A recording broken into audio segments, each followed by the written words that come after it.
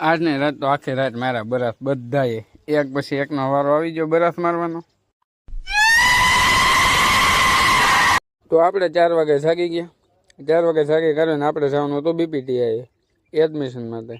Admission માટે જતા ગાડીમાં થઈ ગયું પેટ્રોલ પૂરું. રસ્તામાં પેટ્રોલ પૂરું થઈ ગયું એટલે પગ રાખીને આપણે ખેંચી લીધી ગાડી ખેંચીને આવી ગયા બીપીટીઆઈની પાછળ.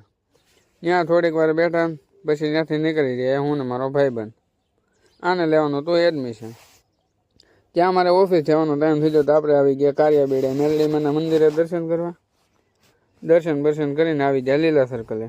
લીલા સર્કલે ઘડીક બેસી ગયા થોડી વાર ને પછી ત્યાંથી પહોંચી ગયા ઓફિસે તો આવી ગયા ને કાલે છે રજા ને આપણે કરી દઈએ કામ ચાલુ. ને અહીંયા થઈ ગઈ ફૂલ ટ્રાફિક પૈસા લેવા માટે.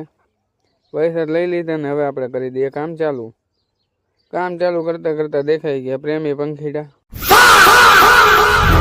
અમારી બે મિત્રોની હાલત સરખી છે ને આપણે કરી દઈએ કામ ચાલુ કરતા આવી ગયું મગજમાં તે ડિપ્રેશન. તો આ લાઈફ લઈને કરે છો વાતું.